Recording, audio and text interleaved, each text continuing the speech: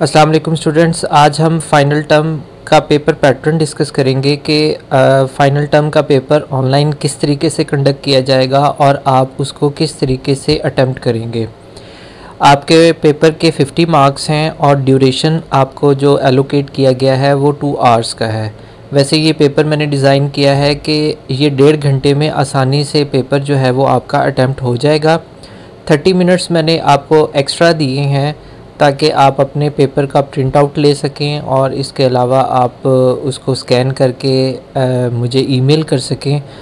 तो इसलिए 2 आवर्स की ड्यूरेशन रखी है। आपका पेपर 1.5 घंटे में अटैम्प्ट होगा। 30 मिनट्स मैंने जो है वो आपको एक्स्ट्रा दिए हैं। आपके पास 2 क्वेश्चन होंगे जो कि दोनों सिनेरियो बेस होंगे। 25 मार्क्स का एक क्वेश्चन होगा और हर स्टूडेंट का सिनेरियो डिफरेंट होगा, तो इसलिए आपस में डिस्कशन करने की ज़रूरत नहीं है क्योंकि वो यूज़लेस होगी आपके लिए। तो सिनेरियो बेस्ड क्वेश्चन किस तरीके का होगा। आपके सामने एक सिनेरियो है कि जी एक कस्टमर जो है वो चेकआउट पॉइंट पे पहुंचता है और अपनी प्रोडक्ट्स जो उसने सेलेक्ट करनी है या उसने परचेज़ करनी है वो उसके साथ आता है, प्रोडक्ट को स्कैन करवाता है और उसकी एक ट्रांजैक्शन होती है और उसकी एक रिसिप्ट जनरेट होती है और कस्टमर जो है अपनी पेमेंट जो है वो देता है, चाहे वो कैश के थ्रू दे चाहे वो डेबिट कार्ड के थ्रू दे। तो ये एक सिनेरियो है जो हमने लास्ट लेक्चर्स में डिस्कस किया हुआ है। इस सिनेरियो से मिलता जुलता कोई और बिज़नेस का सिनेरियो हर स्टूडेंट का डिफरेंट जो है उसके पेपर में आएगा। उस सिनेरियो को देखते हुए किसी स्टूडेंट से हमने पूछा होगा कि आपने डोमेन मॉडल को ड्रॉ करना है और किसी स्टूडेंट से हमने ये पूछा होगा कि आपने इसका फुल ड्रेस यूज़ केस बनाना है और इसके अलावा यूज़ केस डायग्राम बनानी है, सीक्वेंस डायग्राम बनानी है। कुछ स्टूडेंट से हमने ये भी कहा होगा कि आपने कॉन्ट्रैक्ट्स लिखने हैं, जैसे मैंने वीडियो में डिटेल से बताया हुआ है कि कॉन्ट्रैक्ट्स में कौन कौन सी चीज़ें आपने लिखनी होती हैं। इस तरह कुछ स्टूडेंट से हमने हम रिक्वायर करेंगे कि वो डिज़ाइन क्लास डायग्राम बनाएं। तो अगर डोमेन मॉडल का हम कहते हैं तो डोमेन मॉडल के जो 3 स्टेप्स थे, जैसे नाउन्स की आइडेंटिफिकेशन होगी, सिनोनिम्स हो गई और इसके अलावा आप एट्रीब्यूट्स की आइडेंटिफिकेशन करते हैं, इसके अलावा आप एसोसिएशन बनाते हैं। तो अगर आपको डोमेन मॉडल का क्वेश्चन आता है तो आपने सारे स्टेप्स लिखने हैं और अगर आपने सिर्फ डोमेन मॉडल बनाया है और स्टेप्स नहीं लिखे तो ऑब्वियसली सिर्फ डायग्राम के आपको मार्क्स मिलेंगे। इसी तरह जब हम किसी स्टूडेंट को ये कहेंगे कि वो फुल ड्रेस यूज़ केस लिखे, तो फुल ड्रेस का मतलब है कि उसने इस सिनेरियो में सिर्फ एक प्रोसेस को जो है कंसीडर करना है और फुल ड्रेस की जितने भी स्टेप्स बनते हैं उस सिनेरियो के लिहाज से तो वो उसने उसके अंदर मेंशन करने हैं। चूँकि बाकी डायग्राम्स हैं तो हम ये रिकमेंड करते हैं कि आप लेड पेंसिल इस्तेमाल करें, यानी कि कच्ची पेंसिल के साथ आप उसको ड्रॉ करें। आपके पास इरेज़र होना चाहिए ताकि अगर आपके पास हो भी जाती है तो आप उसको फौरी तौर पे जो है वो सही कर सकें। इसी तरह आपके पास एक और सिनेरियो भी आ सकता है, जैसे ये एक सिनेरियो है university of Sahiwal has decided to deploy a new computerised system.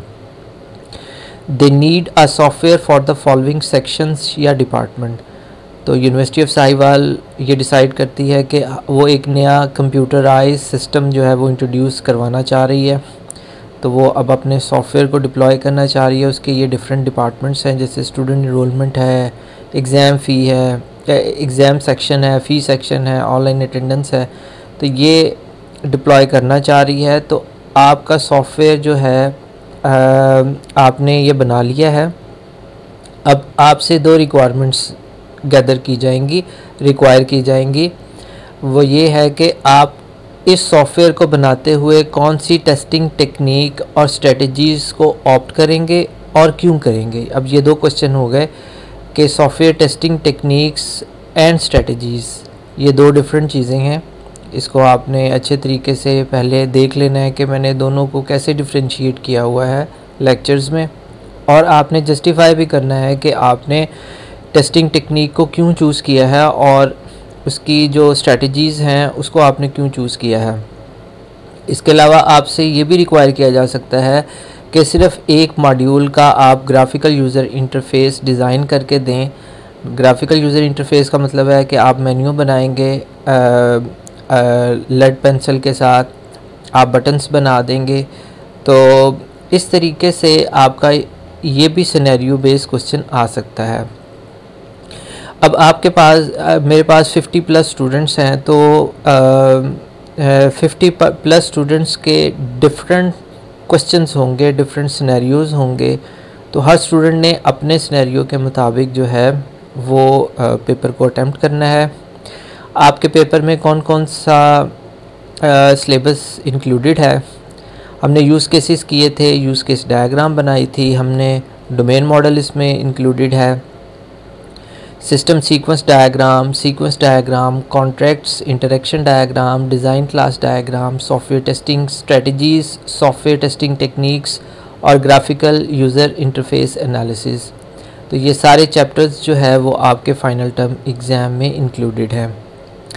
इसके अलावा चूँकि स्टूडेंट ने ख़ुद ही ये सिलेक्ट किया है कि उन्होंने ऑनलाइन जो है वो पेपर कंडक्ट करना है, अटेम्प्ट करना है, तो अगर इलेक्ट्रिसिटी की प्रॉब्लम आ जाती है तो ऑब्वियसली मैं उसको करेक्ट नहीं कर सकता, वो स्टूडेंट की ही रिस्पॉन्सिबिलिटी होगी।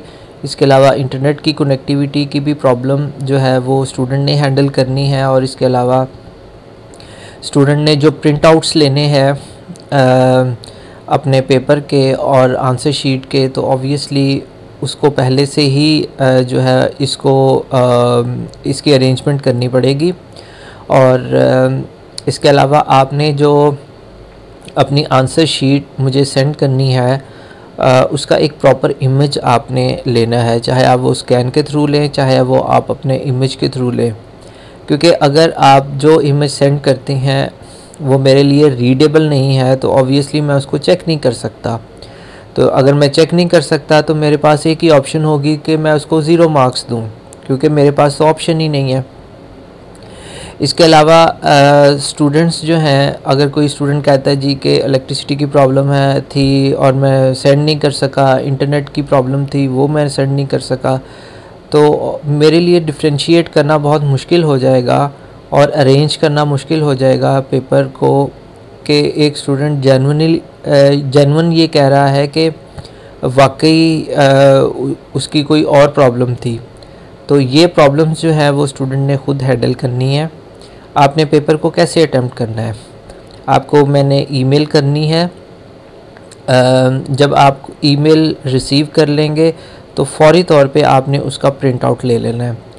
प्रिंट आउट लेने के बाद आपने चूँकि 1.5 घंटे का पेपर है तो 1.5 घंटे के अंदर अंदर आपने अपना पेपर कंप्लीट कर लेना है।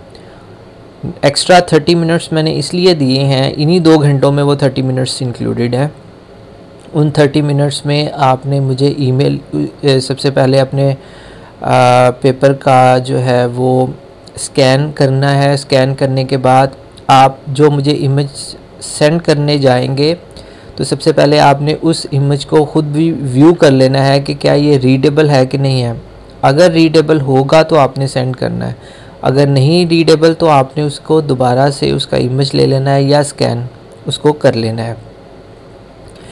आपने जो ईमेल मुझे सेंड करनी है ये आपके सामने ये ऑफिशियल ईमेल है, इस पे आपने अपना पेपर जो है वो सेंड करना है। और जब आपने ईमेल के थ्रू जब आपने पेपर मुझे सबमिट करवाना है तो उस ईमेल का जो सब्जेक्ट होगा वो आपका रोल नंबर होगा। सिर्फ आपने अपना रोल नंबर कंप्लीट जो आपका रोल नंबर है वो सब्जेक्ट में लिखना है, क्योंकि अगर आप सब्जेक्ट में कुछ और चीज़ें लिखेंगे या सब्जेक्ट लिखेंगे नहीं तो मेरे लिए मुश्किल हो जाएगा उसको आइडेंटिफाई करना, क्योंकि मेरे पास तो बहुत ज़्यादा मेल्स आनी है क्योंकि और भी क्लासेस हैं।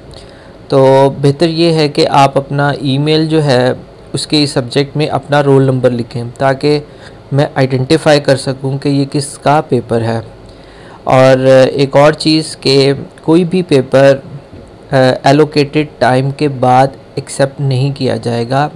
यानी कि 2 घंटे के 1 सेकंड के बाद भी अगर आपका पेपर आता है तो वो मेरे लिए मुश्किल होगा कि उसको कंसीडर करना। होपफुली इस वीडियो की मदद से आपकी काफ़ी अंडरस्टैंडिंग होगी कि आपने ऑनलाइन पेपर किस तरीके से अटैम्प्ट करना है और पेपर की प्रिपरेशन किस तरीके से करनी है। कीपिंग इन माइंड, आप जितने भी कॉन्सेप्ट्स हैं ये सारे मैंने डिटेल से डिस्कस किए हुए हैं। आप वीडियोस को देखें और अपने नोट्स बनाएं ताकि आपको पेपर अटैम्प्ट करना आपके लिए आसान हो। टेक केयर, अल्लाह हाफिज़।